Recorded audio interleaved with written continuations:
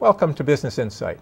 I'm Peter Marx, and my guest is Danna Greenberg. She's an associate professor of management at Babson College. She's also author of the new book, The Entrepreneurial Leader, and we'll be talking about that today. Danna, it's a pleasure to have you with us. Thank you for having me today.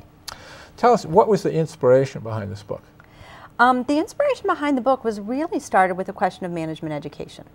There had been tremendous criticism of management education in business schools, and to some extent rightly so. If we've looked over the past couple of years at the challenges from an economic perspective, a political perspective, global perspective, there's been a lot of criticism of big business and managers. And what role have they played in the challenges and problems that we're facing today? And the question we raised at Babson was, what does management education need to look like if we're looking to educate a different kind of leader?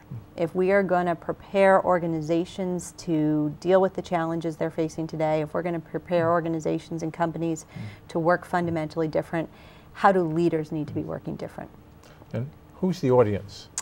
Our initial expectation was the target audience was management educators and people who are in the field of management development, people who are really thinking about how do I educate, develop, shape the next generation of leaders.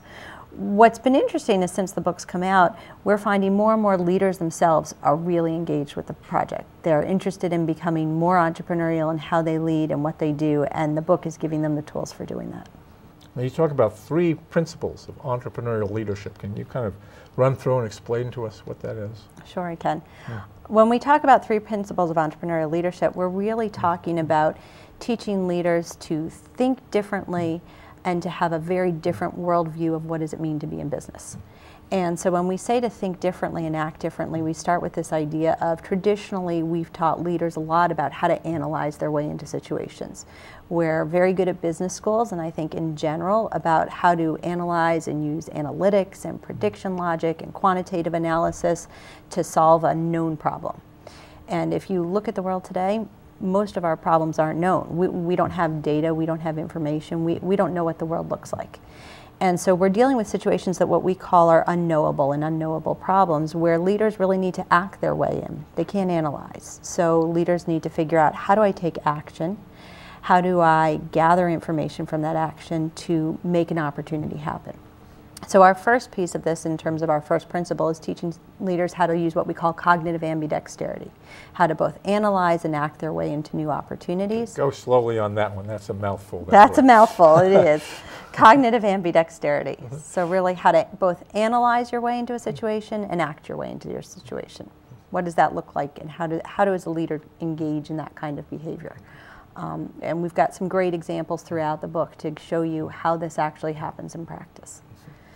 So then we get into the next 2 principles, which are really this different idea of why business exists and how am I going to make business decisions. Traditionally, shareholder value creation was what most business leaders were interested in. Today, we know that's not the only thing you need to be paying attention to. Leaders need to consider social and environmental impact. They need to be thinking about, how do I build an opportunity that is both economic, environmental, and social. And so that's teaching leaders a different way of knowing. And then the third piece is saying it's okay to start from who I am. Most times we teach leaders to say, look outside of yourself and find an opportunity. Entrepreneurial leaders look for opportunity inside themselves. They think about, what do I care about? What am I passionate about? Who do I know? How do I create situations to happen? And how does entrepreneurial leadership fit in with entrepreneurship? That's a great question. When we think of entrepreneurship, we're really talking about new value creation. Entrepreneurs start entirely new opportunities that typically have economic value. When we talk about entrepreneurial leaders, we're talking about people who work in all shapes and sizes of life and opportunity to create new opportunities for themselves and their organizations and society. They could be in a new value creation space. They could be in an existing corporation. Entrepreneurial leaders exist in our government. They exist in our nonprofits. They're needed everywhere to create these kinds of opportunities for themselves and society. You talk about SEERS. I don't know if that's an acronym, SEERS, but what is it anyhow? So great. It is an acronym, SEERS. And what we're talking about is this idea of thinking of social, economic, and environmental responsibility and sustainability. Historically, when we've been teaching entrepreneurs to think about social and environmental responsibility and sustainability, we teach it about after you've created an economic opportunity. So first create a stable economic opportunity, and then you can think about social and environmental needs. The new entrepreneurial leader thinks about those three pieces simultaneously. As they build whatever the new opportunity is they're working on, they're thinking about both social and environmental and economic value creation. Not three easy puzzle pieces that fit together, but three really challenging tensions, and how do they work through the tension to create that new situation. Now I want to get some examples of how this plays out, but just a couple of other questions.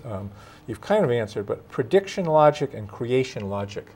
Can you kind of go through again exactly how those differ? That's how those differ, sure.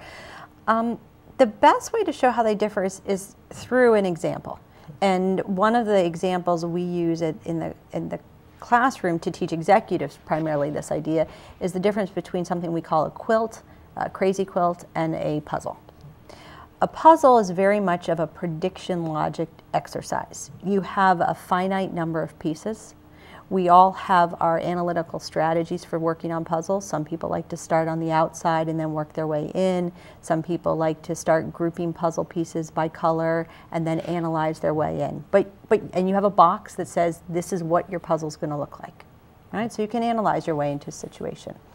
A crazy quilt is a very old traditional way of quilting, which was really about making a quilt from scraps of pieces, where you didn't necessarily have any traditional design that you were working on. You had lots of leftover fabric around your house from perhaps your suit pants or your coat or your jacket, and you put together a crazy quilt based upon the pieces you could collect from yourself and your neighbors and other people you knew, and the product came out of the process of quilting, that acting your way into something beautiful.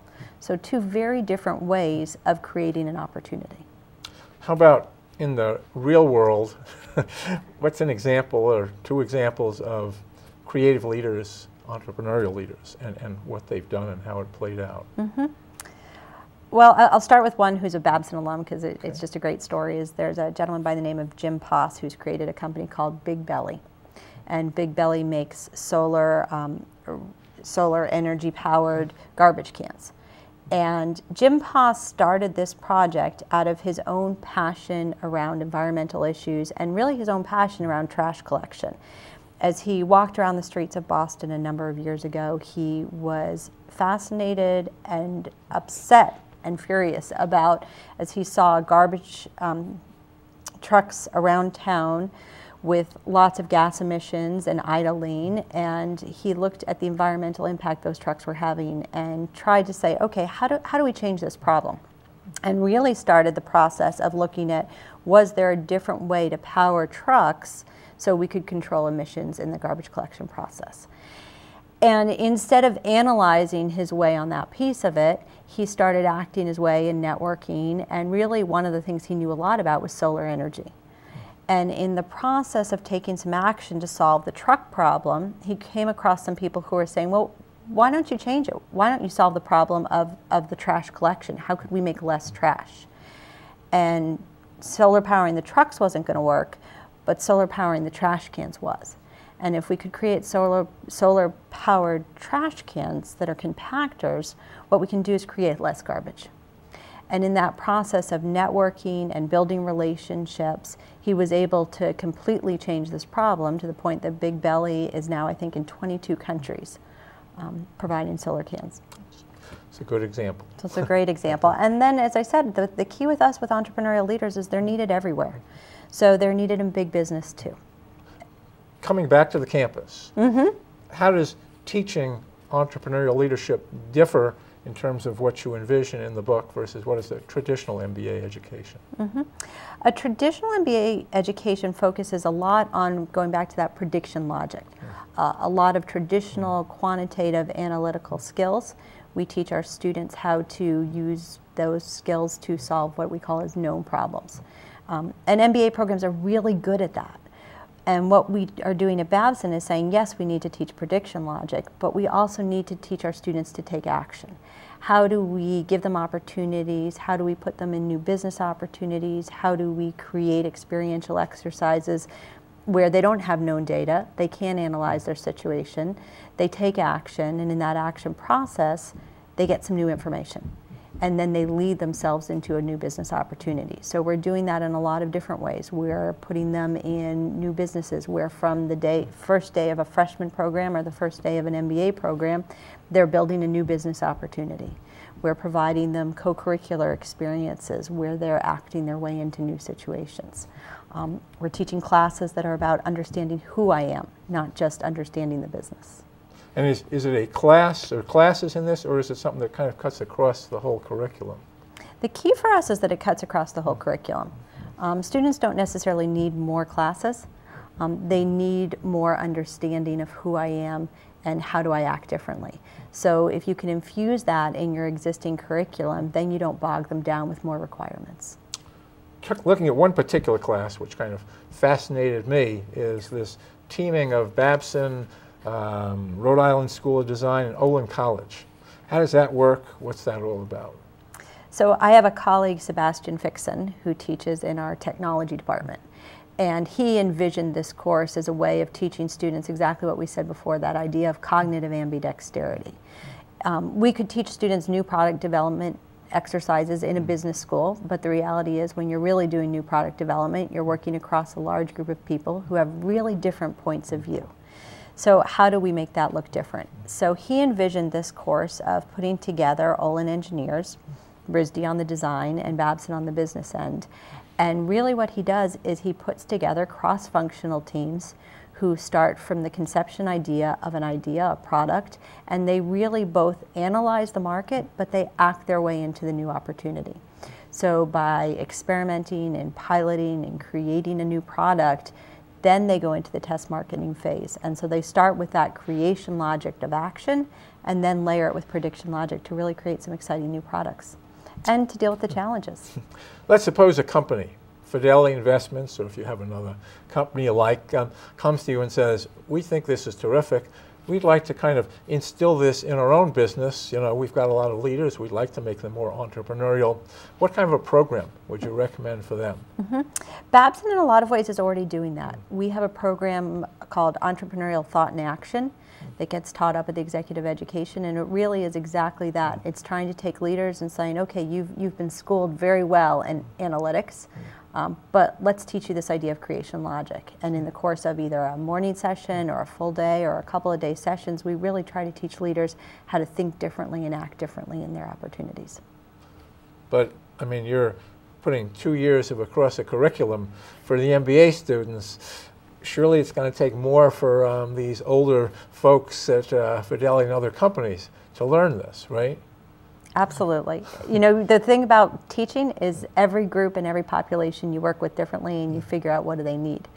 So for instance, I'm doing a lot of this work with a group of students out of the Goldman Sachs 10,000 Small Businesses, where we're working with a group of entrepreneurs in under-resourced communities, trying to teach them how to build new opportunities for themselves and for their communities. And with that population, what we do is we teach them over a course of about 9 different modules that happen over about 18 weeks.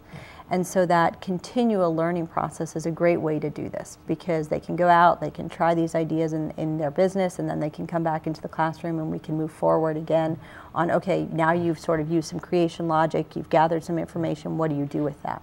So that kind of a continual learning model can work really well. Is there any particular kind of company or industry that would work better than others for doing this? I don't think so. One of the things that we really talk about with entrepreneurial leaders is that they have to be able to both analyze and take action, and that they need to be able to move back and forth between the two depending on the situation and the environment. So one could argue that if you're in a more traditional business environment where there's more knowability, that's a situation for an entrepreneurial leader to leverage prediction logic approaches and analysis. In unknowable situations, they're going to leverage action analysis.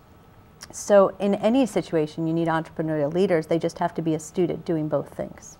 Let's suppose the governor of Massachusetts is inspired by your book and your thinking, and he comes to you and he says, I have a big budget, that this is so important, I really want to put this across the state, and want you and your colleagues to come in and really outline a program for us. What would you tell him? One of the key things about teaching all of this is its experiential basis.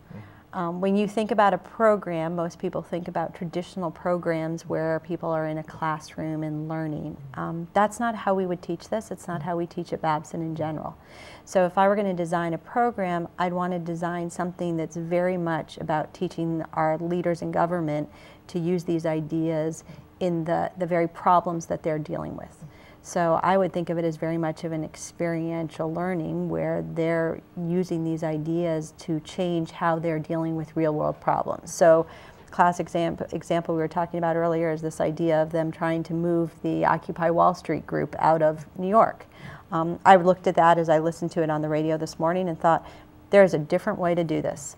And if I had an opportunity, I'd think about how do you work with the mayor of New York and the police to say, okay, what's the entrepreneurial leader way to approach this problem?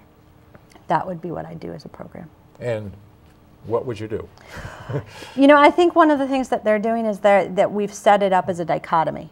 I think there's a dichotomy discussion down there, and one of the things that we talk a lot with entrepreneurial leaders is they have to get out of black and white, that black and white tension between a social venture opportunity and an economic venture opportunity. They have to meld the two. Somewhere we have to meld what both the city needs from the space and what the people need in terms of creating for themselves. And that's a conversation that has to happen with an entrepreneurial leader. Now, in the short term, we still live in a dichotomy sort of a world that's ruled by Wall Street and the bottom line and quarterly earnings and all that kind of stuff. How, to the extent people have been trying this, does it play out, and how do you envision kind of solving that problem when, you know, everybody's worrying about, you know, the bottom line, the quarterly earnings, the shareholders who elect, you know, the directors and all that kind of stuff. It's kind of the practical, I mean, if it's a private company, then it's fine, but, you know, a lot of companies are public. Is there a way to work this in that kind of an environment?